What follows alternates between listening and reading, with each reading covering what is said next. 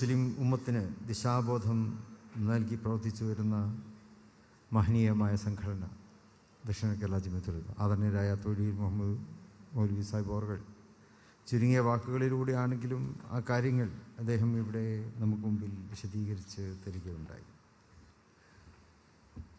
വേറിട്ട് നിൽക്കുന്ന ഒരു പ്രവർത്തന പാരമ്പര്യവുമായിട്ടാണ് ദക്ഷിണ കേരള ജമിയത്തുൽ ഉലമ മുന്നോട്ട് പോയിക്കൊണ്ടിരിക്കുന്നത്.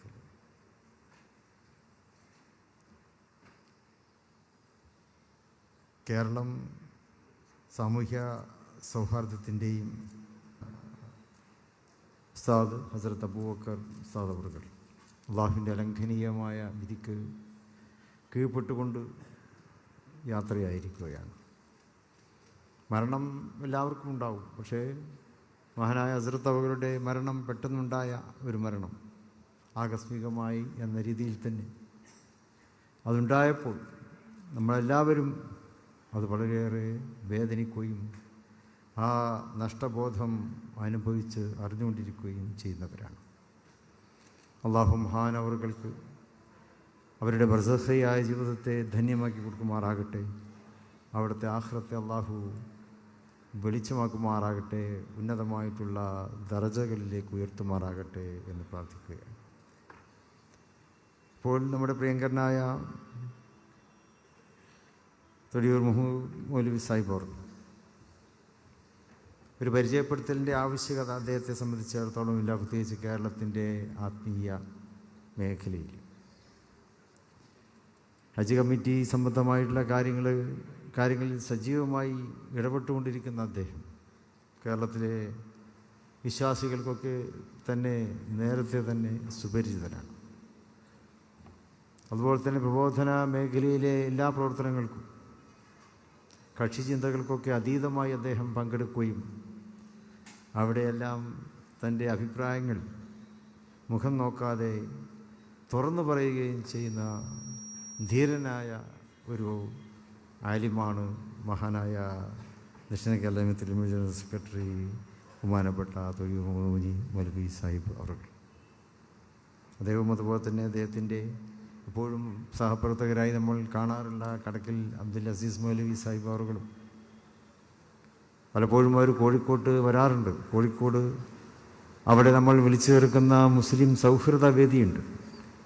മുസ്ലിം സൗഹൃദ വേദിയിലെ നിത്യ സാന്നിധ്യങ്ങളാണ് ആ രണ്ട് മഹത്തുക്കളായ ഉലമാക്കളും എന്നുള്ളതും നമ്മൾ അഭിമാനത്തോടെ തന്നെ ഇവിടെ പങ്കുവെക്കുകയാണ്. കാലം അതിയായ വേഗതയിൽ മുന്നോട്ട് പോയിക്കൊണ്ടിരിക്കുന്ന ഒരു നൂറ്റാണ്ടിലൂടെയാണല്ലോ നമ്മൾ സഞ്ചരിച്ചു കൊണ്ടിരിക്കുന്നത്. ഒരുപാട് നൂറ്റാണ്ടുകൾ കഴിഞ്ഞു പോയി. 19-ാം നൂറ്റാണ്ട്, 20-ാം നൂറ്റാണ്ടും കഴിഞ്ഞു. 19-ാം നൂറ്റാണ്ടിനേക്കാളും വേഗതയായിരുന്നു 20-ാം നൂറ്റാണ്ടിൽ. 20-ാം നൂറ്റാണ്ടിൻ്റെ വേഗത തന്നെ ആയിരിക്കും ലോകത്തിനിയും ഉണ്ടാവുക എന്ന് വിചാരിച്ചിരുന്ന നമുക്ക് 21-ാം നൂറ്റാണ്ടിലേക്ക് കടന്നപ്പോൾ ലോകത്തിൻ്റെ വേഗത തന്നെ വളരെയേറെ വർദ്ധിച്ചു എന്നുള്ളതാണല്ലോ. മനുഷ്യ ജീവിതത്തിൻ്റെ സഞ്ചാരം, ചിന്താഗതികൾ, അതുപോലെ തന്നെ ലോകത്തിൻ്റെ ചലനങ്ങൾ, വ്യാവസായിക രംഗം, ലോകത്തിൻ്റെ വാണിജ്യ മേഖലകൾ, അതുപോലെ തന്നെ ലോകത്തിൻ്റെ ഗതാഗത മേഖലകൾ, ഇവയൊക്കെ തന്നെ വളരെയേറെ വേഗത കൈവരിച്ചുകൊണ്ട് മുന്നോട്ട് പോകുന്ന ഒരു സാഹചര്യമാണല്ലോ നമുക്കിന്ന് കാണുവാൻ കഴിയുന്നത്. പക്ഷെ ഇങ്ങനെ ലോകം മുന്നോട്ട് ഗമിക്കുമ്പോഴും പിടിച്ചാൽ കിട്ടാത്ത വേഗതയിൽ മുന്നോട്ട് പോകുമ്പോഴും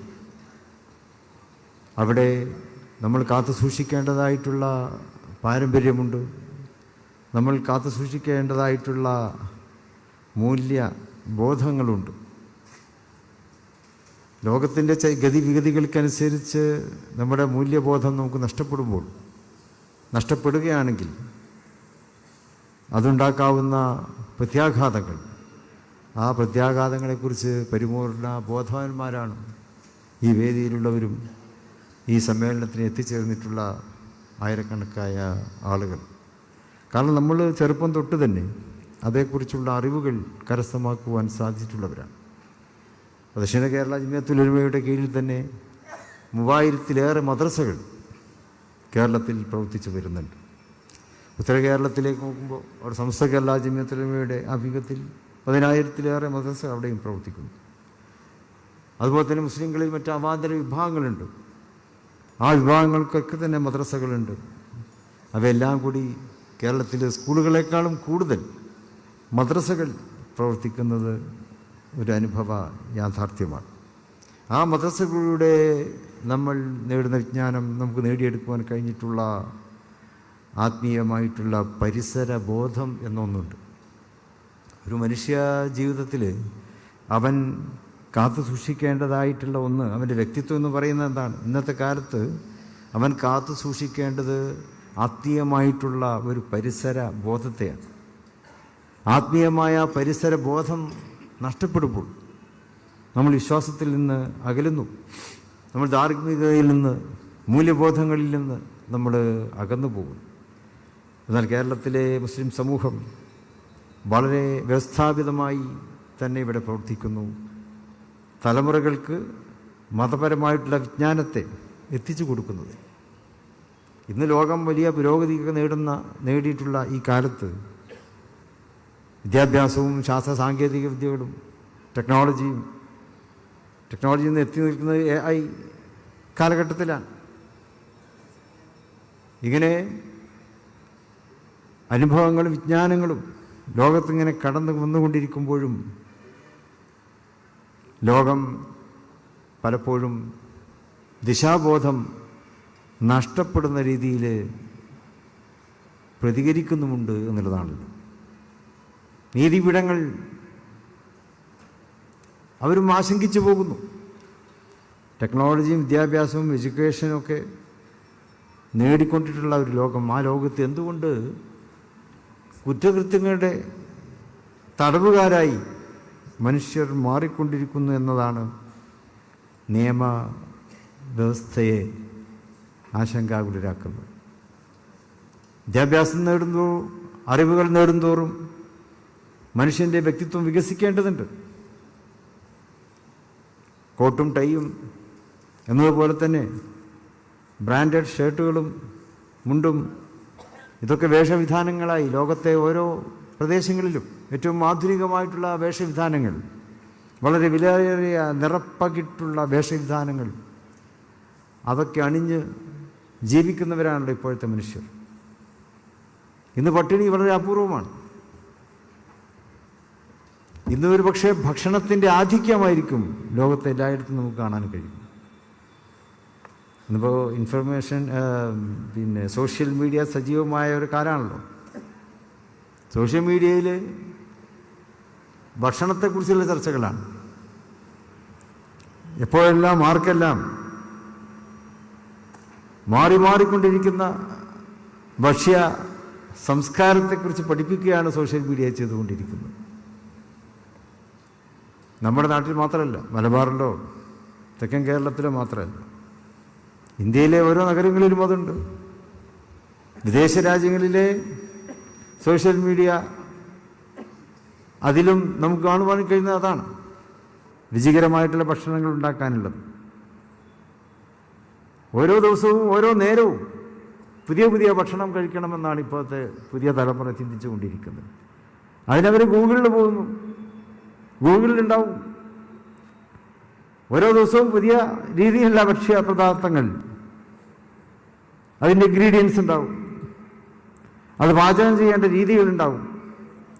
അതൊക്കെ നോക്കി ദിവസവും പുതിയ ഭക്ഷണങ്ങളുടെ പിറകെ പോകുന്ന ഒരു സംസ്കാരമാണ് ഇന്ന് ലോകത്തെ എല്ലായിടത്തുമുള്ളത്. നമ്മുടെ നാട്ടിൽ മാത്രമല്ല. ഞാൻ വിചാരിച്ചു നമ്മുടെ നാട്ടിൽ മാത്രമാണ് പോയി റെസ്റ്റോറൻറ്റുകളും കഫേകളും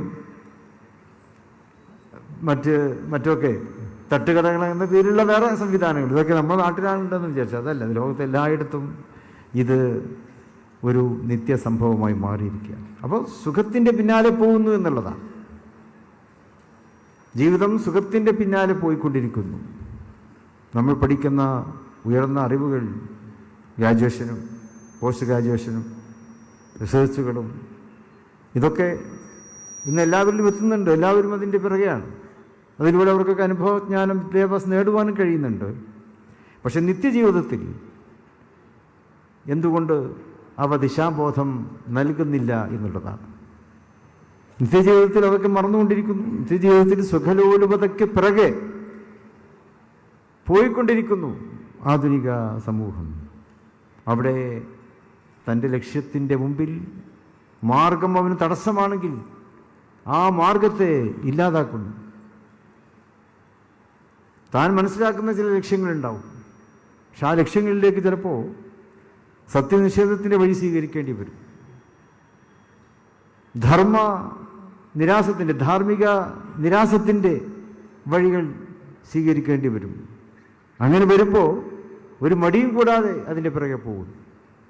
അവിടെ കൊലപാതകങ്ങളുണ്ടാവും, അവിടെ മോഷണങ്ങളുണ്ടാവും, തട്ടിപ്പറിയുണ്ടാവും, പിടിച്ചുപറിയുണ്ടാവും. അവിടെ ബന്ധങ്ങളുടെ ഒരു പ്രശ്നമില്ലാതായി മാറുന്നു. സ്വന്തം സുഖലോലുപതയ്ക്ക് തടസ്സം നിൽക്കുന്നതാരോ അവരെ ഇല്ലായ്മ ചെയ്യാൻ, അതിന് ബന്ധങ്ങൾ വിഘാതം സൃഷ്ടിക്കുന്നില്ല. അവിടെ അവരെ ഇല്ലാതാക്കുക എന്നുള്ളതാണ്. ആ തലത്തിലേക്ക് മനുഷ്യ മനസ്സിൻ്റെ ചിന്തകൾ വ്യതിചലിച്ചു പോയ ഒരു കാലഘട്ടം കൂടിയാണിത്. അവിടെയാണ് കോടതികളും നിയമപാലകന്മാരും ആശങ്കിക്കുന്നത്, എന്തുകൊണ്ട് ഇത്രയും വിദ്യാഭ്യാസവും അറിവൊക്കെ ഉണ്ടായിട്ടും എന്തുകൊണ്ട് ഇത്തരം അതിനീച കൃത്യങ്ങളിലേക്ക് മനുഷ്യൻ ആപതിച്ചു പോകുന്നു എന്നുള്ളതാണ്. അവിടെയാണ് ആത്മീയമായിട്ടുള്ള അറിവുകളുടെ അനിവാര്യത ഇന്ന് ലോകം തിരിച്ചറിഞ്ഞുകൊണ്ടിരിക്കുന്നത്. ലോകത്തെല്ലാവരും മതവിശ്വാസികളാണ്, ഭൂരിഭാഗം പേരും മതവിശ്വാസികളാണ്. ആരാധനകൾ കൊണ്ട് വ്യത്യസ്തമായിരിക്കും മതം, ആരാധനാ രീതികൾ കൊണ്ട് വ്യത്യസ്തമാകും, ആചാരങ്ങളും അനുഷ്ഠാനങ്ങളും വ്യത്യസ്തമാകും. പക്ഷേ ഓരോ മതവും അനുയായികൾക്ക് പഠിപ്പിച്ചു കൊടുക്കുന്ന മൂല്യങ്ങളുണ്ട്. ധാർമ്മികതയിലേക്ക് അവരെ കൈപിടിച്ചുയർത്താവുന്ന മാർഗങ്ങളെക്കുറിച്ച് പറയുന്നുണ്ട്. മനുഷ്യൻ നിർബന്ധമായും കാത്തു സൂക്ഷിക്കേണ്ട സഹവർത്തിത്വത്തെക്കുറിച്ച് പറയുന്നുണ്ട്. കാരണം മനുഷ്യരെല്ലാവരും ഒറ്റക്കെട്ടായി ജീവിക്കുക. കാരണം മനുഷ്യരെല്ലാവരെയും സൃഷ്ടിച്ചത് ഒരേ നാഥനാണ്. മഹത്വരായ പൂർവസൂരികൾ പടുത്തതാ, മഹൽ പ്രമാണ വിത്തുകൾ വിതച്ചു തന്നതാ. മഹത്വരായ പൂർവസൂരികൾ പടുത്തതാ.